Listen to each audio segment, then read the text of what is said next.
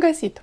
În studioul TV Nord o avem astăzi ca invitată pe excelența sa, Fern, Horine, ambasadoarea Regatului Unit al Marii Britanii și al Irlandei de Nord în Republica Moldova. Vom discuta subiecte de interes public. Rămâneți aproape! Excelență, bine ați venit la noi! Mulțumesc și bine v-am găsit!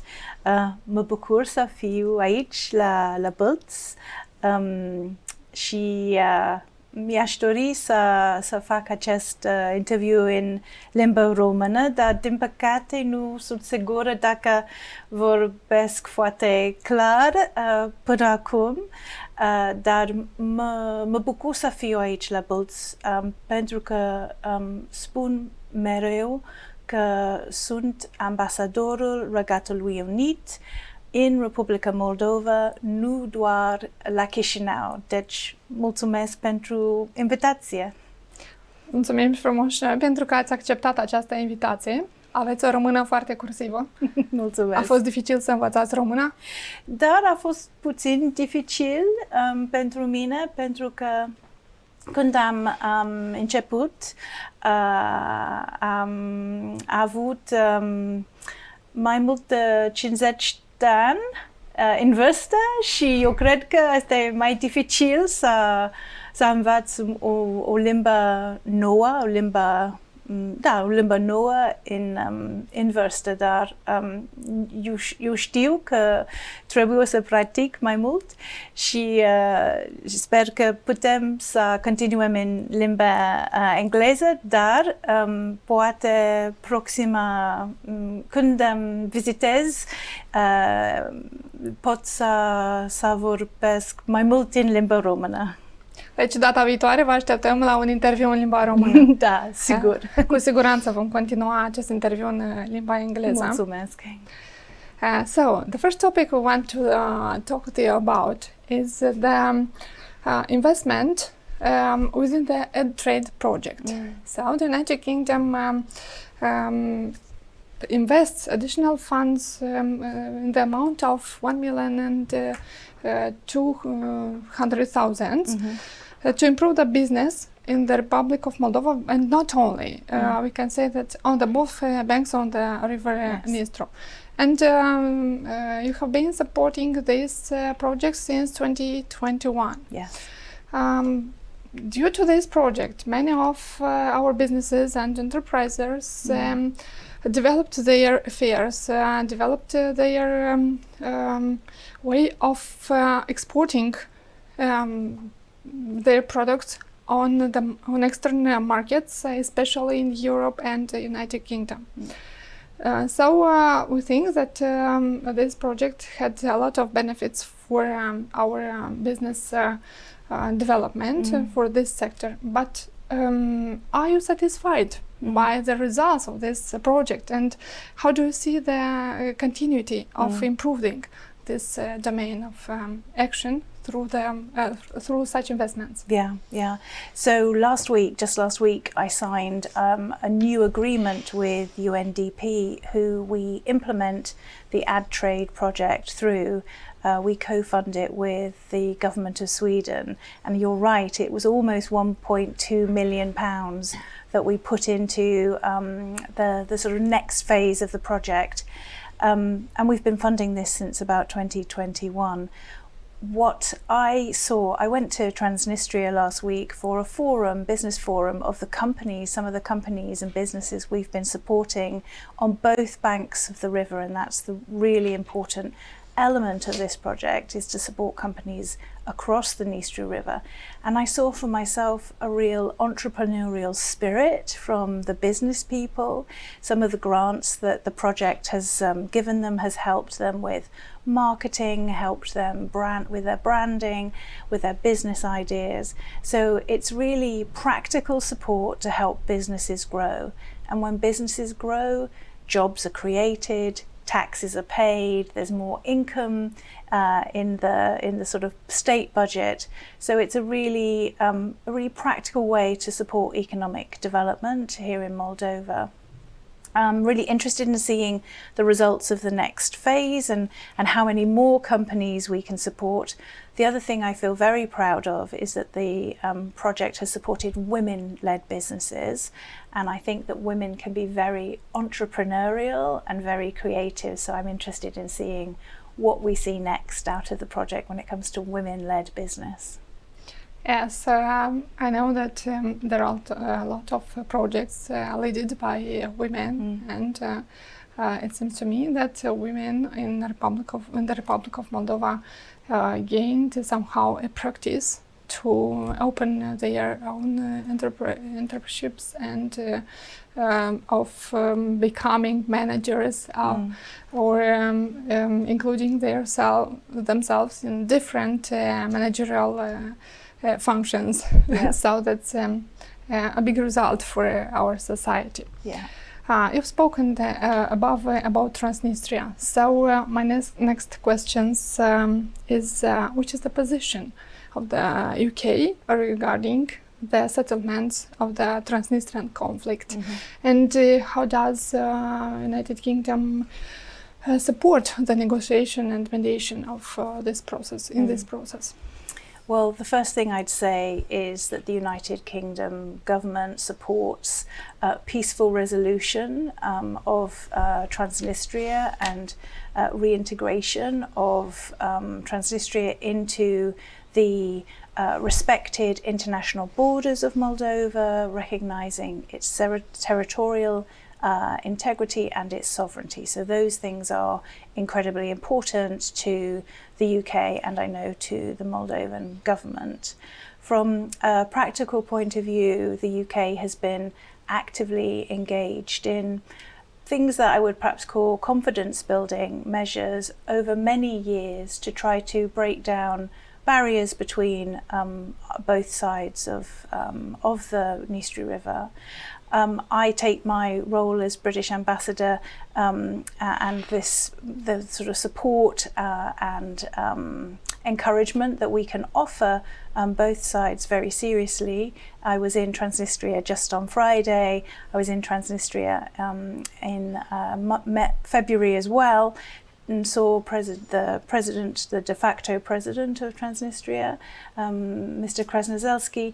So for me, it's really important to carry on those discussions with both Mr. Krasnozelski, the chief negotiator in Chisinau, Oleg Serebrian, and see what the UK can do to encourage peaceful dialogue.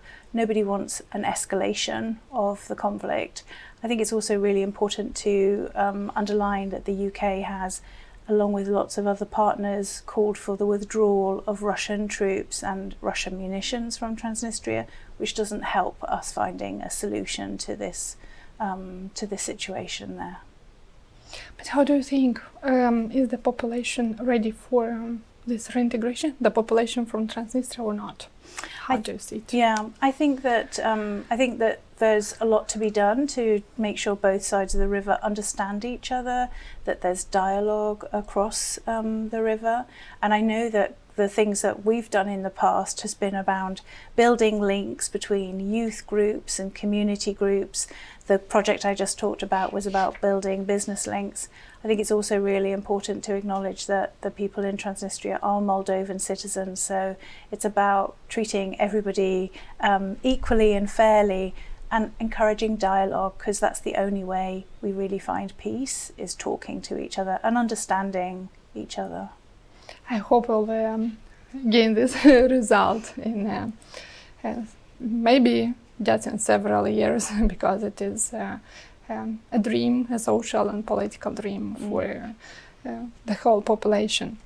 So, how does British Embassy contribute to promoting democratic values and respect for human rights in the Republic of Moldova? Just taking into account that Great Britain has one of the best democracies in the world. So, well, I think democracy in the UK is strong, but I think democracy is something that you can't take for granted, and you have to continue to support and promote. So from a UK point of view, some of the things that we do here is use our programmatic UK aid support to fund various programs. So just this week I'm going to be doing two things around freedom of the media and how we ensure that there is an independent, impartial media that is providing quality content like your organisation, so that people have access to free information, to impartial information. So that's very important. And quite a lot of our programmes are also focused on supporting judicial reform, tackling anti-corruption. So some of the really important challenges that Moldova is facing, but how we work through, whether it's the World Bank or other partners, to support programs that keep and encourage the levels of democracy, human rights and rule of law that exist in this country, and help support the country on its path to holding and maintaining those values. In the same context of ideas, the justice reform in Moldova, what expectation do our foreign partners have from this reform in our country? So I think the first thing I'd say is I applaud and support the President and the government's efforts in tackling judicial reform. I don't think this is an easy thing to do, because you are working to try to change a system that maybe relies on some vested interests, and maybe there are people within the system that resist change or resist reform. You see that in lots of places. I think the second thing I'd say is that I recognise that maybe it is not going as quickly as some people would like, but I think that we need to give the process time, and we need to be patient. So the international community needs to be patient to see how this reform will kind of gradually go through the process. You can't change these things overnight, so patience and time is required to support this process. And how do you think, how long will it take to our country to achieve the perfect justice? Yeah, well, I think that's an ongoing challenge for any country to carry on maintaining the rule of law and an honest and clean justice system. So I think that's an ongoing challenge for every country, and you never stop trying to make sure your justice system is the best that it can be. I waited for this answer from you. I was sure it will be there. I'm glad I didn't disappoint you. So, what measures do you take to strengthen the cooperation in the field of education and culture between our countries? So I think one of the main things that I'd want to talk about under the heading of education is our Chevening programme. And I was at Balti State University this morning talking to students there, which was fantastic. I love talking to young people in this country because they're the future of Moldova. And I was talking about our Chevening scholarship programme, which is a postgraduate scholarship, a full scholarship to any university in the UK, and encouraging them to apply to that. I think from my point of view, it's really important to invest in those postgraduate studies. Those students would return to Moldova and bring back their experience and what they learned. So it's really important that they come back and then plough everything they've learned back into whatever future they want to build for themselves here. You mean postgraduating scholarships as a master's, Yes. doctor and postdoctoral Yes. degrees. Yeah. But how do you see the risk that these students who receive a scholarship in the UK do not want to return back to Moldova afterwards? Yeah, I think there's a risk that they may like some of the things that the UK has to offer, but a precondition of the scholarship is to return. That's good. It is. But the other thing that I've talked about, and I'm not quite sure what the right policies are, but I think that we recognise there's been a brain drain. People have left this country and are working overseas, but I think we should be thinking about policies for a brain gain, how to bring people back to Moldova, to bring their experience, all the things that they've learnt working overseas, and then investing in the future of this country. I think if we will capitalize all their potential, we have good chances for the future of our country. Exactly. So, what was the purpose of your visit in Balti? We started to speak about your meeting with the students. Yes. So, as I said, I'm not just the British ambassador to Chisinau, I'm the British ambassador to the Republic of Moldova. And for me, it's really important to get and see as much of this country as I can, to visit as many cities and towns and villages and meet as many people as I can, because that way I can really understand the country and the people and their aspirations, not that those are all one unified thing. I had a boss once who used to talk about a diplomat's role being one of either an observer or one of a participant. So I want to be a participatory diplomat. So one of the things I've been doing today has been talking to students and young people. So as I said, a visit to the university. I've met an NGO that we've been supporting, Auzi Viz, which has been helping people who are hard of hearing or deaf. You may know about them. We know them because they are our partners, and we have a straight collaboration with them. Excellent. That's very nice. They are doing a very great job for persons who suffer from deaf diseases. So we've supported that organisation here. And I've also just been to the Anti-Cafe, a youth group for young people, and had a great conversation with some young people who come to the Anti-Cafe after school and see some of their activities. So for me, the visit today has been about meeting young people and understanding some of the organisations that work here and organisations that we support. But I would very much like to come back. I've already realised that there's much more to see and much more to do here. Yes, and so you've spoken about the NGO Anima. Anna, that's also we have partnership with them, working for having trainings for young people and many other projects. But what other projects do you implement in the northern of the country? Does UK implement some projects or not? Yes, so the other thing I visited today, a part of the university, is the Nortec Centre, which we support through the Future Technologies project alongside USAID and Sweden. That I thought was an amazing space where, again, it can bring all sorts of people together to collaborate. The fact that it's on the same site as the State University, a real sort of incubator of both education and entrepreneurs or media or IT and technology. One of the programs that we use to support the charity supporting people who are deaf, that is a resilience program that supports civil society, build up their ability to deliver projects and to provide sustainable projects. And then there's a whole host of other things that affect parts of the north of Moldova.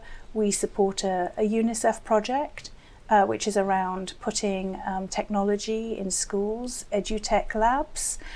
So there's about 80 schools around Moldova that have benefited from UK and again partners funding to support technology in classrooms. And this is something that I still find amazing. When I was at school, we didn't have computers, we had books and pens and things like that. And now I was in a school recently, the technology, the computers, the video conferencing. All of these things can really help children learn how to live in this modern world that we are living in. Yeah, without technology is hard to live. Yes, I think it's a big pleasure for you to see that there are results from your investment in education in our country. How do you assess the evolution of diplomatic relationships between United Kingdom and the Republic of Moldova in the recent years, concerning the geopolitical situation from the region?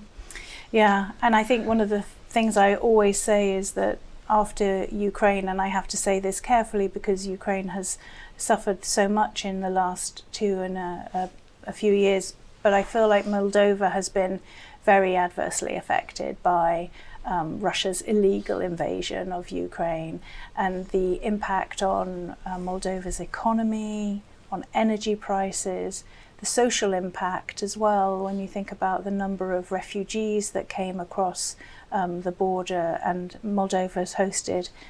And that for me has just been very moving to see how hospitable and how generous the Moldovan people have been to support their Ukrainian friends and neighbours. So I think the geopolitics has changed a lot for Moldova in the last few years. We in the UK have ramped up our support for Moldova in light of those difficulties that they have faced. We just held our third strategic dialogue, bilateral strategic dialogue with Moldova in London. That took place at the end of April, and Mihai Popșoi, the Deputy Prime Minister for Foreign Affairs, was in London and had meetings there. And that strategic dialogue, it sounds like a fancy word, but actually it's just a way to bring Moldovan partners and British partners together. So we had our Home Office, our Interior Ministry, talking to colleagues from the Ministry of Interior here, colleagues from our Ministry of Foreign Affairs, talking to colleagues on the Ministry of Foreign Affairs here. So it's about how do we work together even more closely, and how can we secure agreements and move forward with agreements that will benefit both of our countries.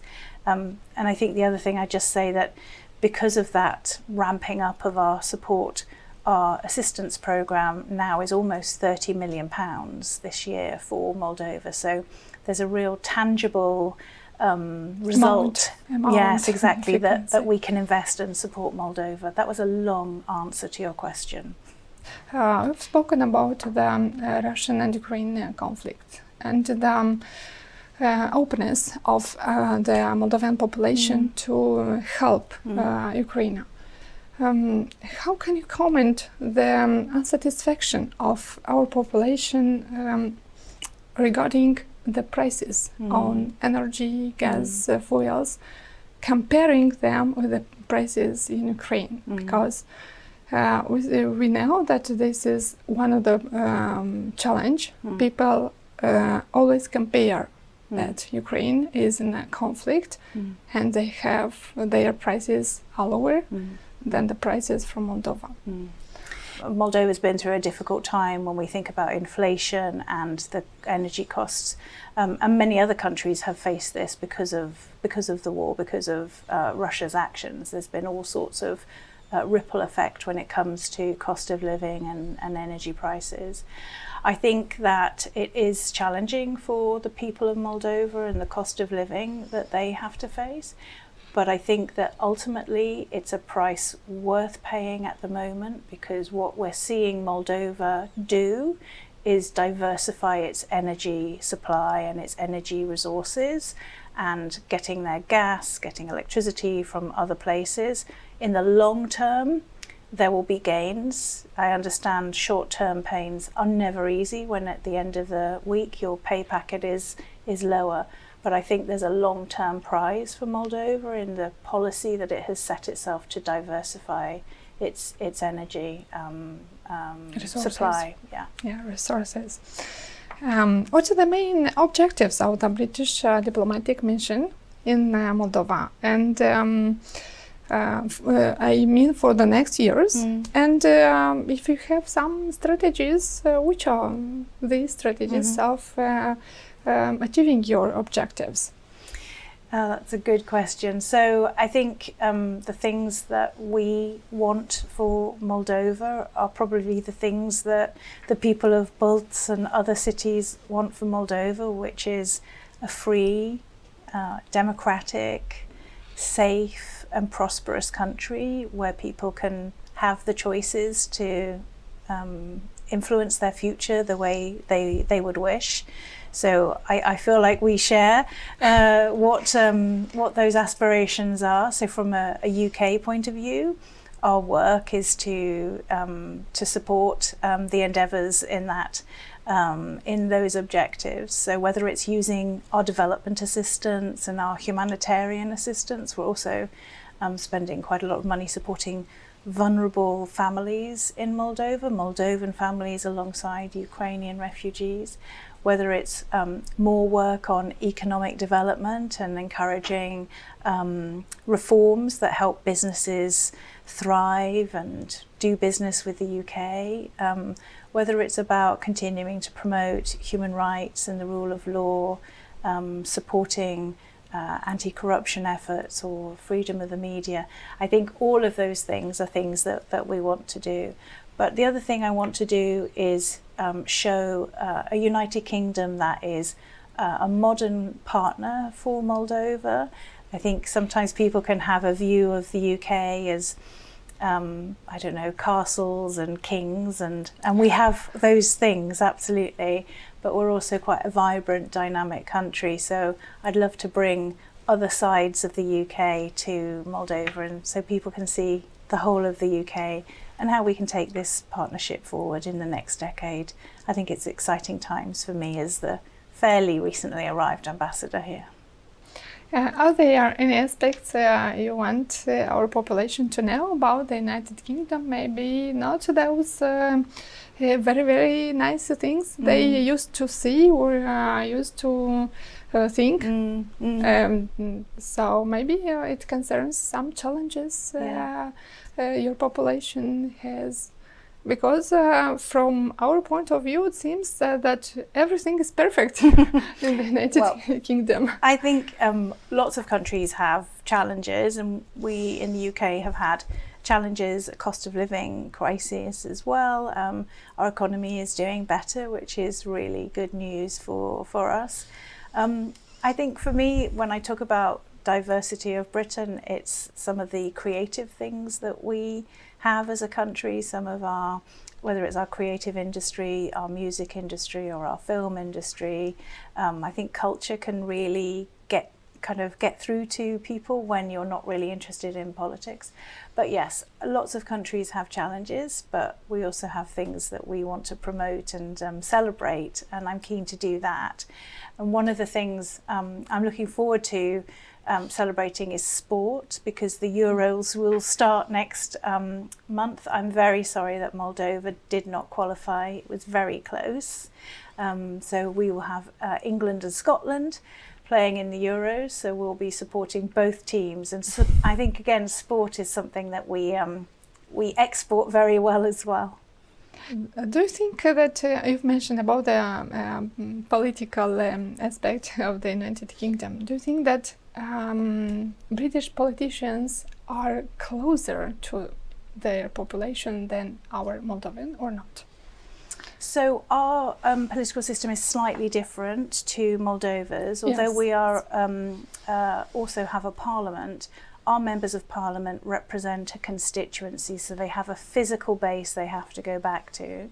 So I think in that regard, those parliamentarians usually spend Friday in their constituency, they meet their constituents can raise specific problems or challenges. So I think at that very grassroots level, there is quite close contact between a member of parliament and his or her constituency. But I think what I see here is parliamentarians and politicians who are out and about, who are travelling around the country, like politicians in the UK, who go out to meet people. We see the president travelling around and engaging with students or having town hall meetings. I think these things are really important because at the end of the day, for a politician, and I am not a politician, but at the end of the day, the people elect their leaders. So it's very important that there is a connection between those leaders and their populations. So people elect their leaders every day. And they have to keep their image every day or every week, just talking and going into contact with so I think I think politicians need to remember that they're voted by by their people, and I think they do. I think in the UK, certainly that's very true.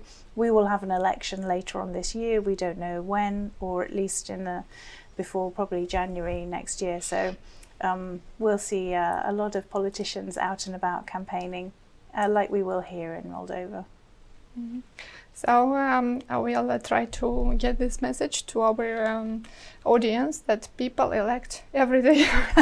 so it should be a rule. One of the things I was saying, Inga, to students today about how important it is to vote and how important it is.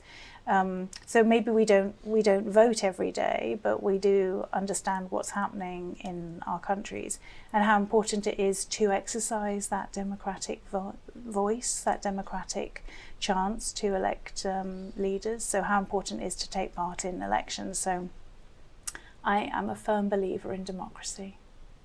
Do you have the same problem with the small percentage of participation of young people in the United Kingdom? I think it is quite low. I don't know the numbers. We just had local elections in the United Kingdom, and I think the turnout in some places was around 40%, maybe a bit less than that. So I think there is something around how do we engage our populations, how do we encourage people to get out to vote. It isn't a problem for older generations, but trying to reach out to younger people and give them or incentivize them or encourage them to use their voice and to use their vote. I think it's definitely something that lots of democracies have to think about. So what are the perspectives of collaboration between the United Kingdom and Moldova in terms of regional security and defense? So I guess both defence and security was one of the main pillars of our strategic dialogue that I was talking about earlier. And I think it's an area where the UK has some expertise when you think about our defence forces and our kind of security apparatus. We have experience and expertise to share. I'm very lucky in the embassy to have a defence attaché and a defence team who leads that really important relationship with Moldova. I think I'd just make a comment about, I recognise that there are some, maybe some of your viewers who think that when we talk about building up Moldova's defence capability or encouraging supporting Moldova's defence forces, that is something against Moldova's neutrality. We completely respect Moldova's neutrality, but that doesn't mean that you shouldn't have a well-trained, well-paid, well-functioning armed force to defend if you need it. So we've doubled the number of trainings that we're doing with Moldovan forces, bringing Moldovan armed forces to the UK for training. We had some trainers out just last week delivering a course here. So for us it's about working with Moldova to build capacity and capability and support the Defence Ministry in building up those skills. Thanks. How do you think, which is the role of the United Kingdom in supporting Moldova to its European path? and promoting the certain values on this direction.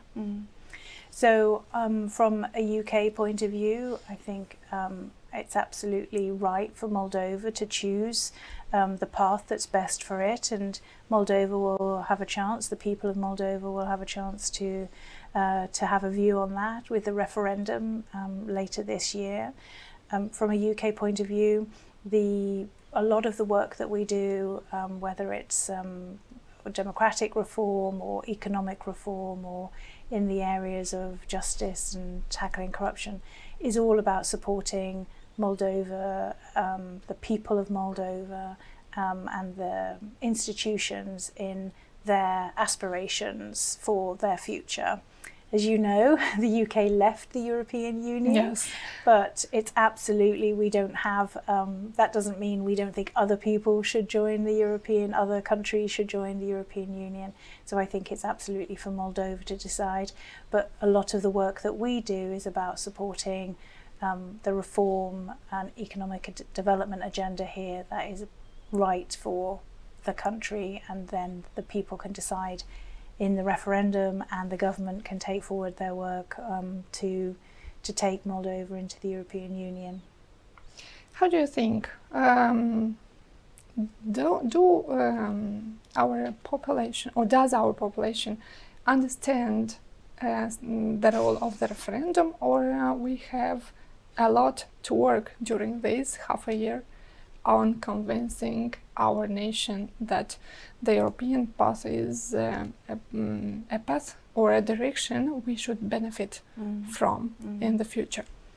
So I think I'd also just say that I don't think that Moldova's relationship with the European Union is something new, though. The deep, comprehensive free trade agreement was signed in 2014, I think. So the relationship and the sort of partnership with the EU is long-standing between the EU and Moldova. So this is just another, I think the referendum is another step on that path.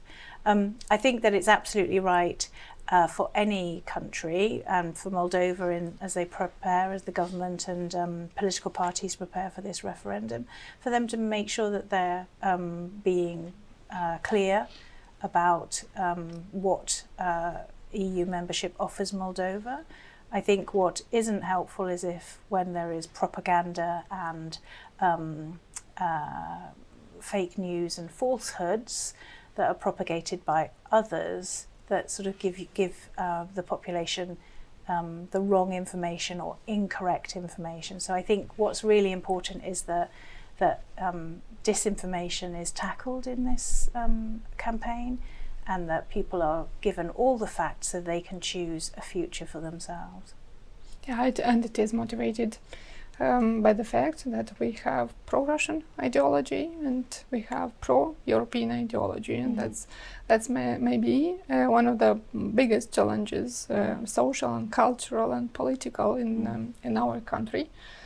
But I referred through this question to the population from from rural localities who do not every time understand the role or the implication or investments made by the European Union, even in their localities. No, and I agree. So I think, there's a real information campaign gap that needs to be filled so that people have access to that information, they understand at the local level what are the benefits, how has their community benefited from, whether it's support from the European Union or other partners. And I think it's also really important that the benefits are spelt out. So we're already seeing, even through the ad trade program that I was talking about, 70% of exports from Transnistria now head towards the EU or Europe. So the fact that the EU is such a large trading partner and offers Moldovan businesses, Moldovan farmers, Moldovan entrepreneurs a market of 500 million people, that feels like a benefit that really needs to be sort of set out, not in sort of in a really clear way that there's opportunities for growth and opportunities for economic development. So I think some facts are really important for people to be able to make their own choice. Yeah, to be informed about these results. How do you see the role of mass media, even in this context? We speak about referendum, we speak about foreign funds for our country's development. Which is the role of mass media in building the opinion?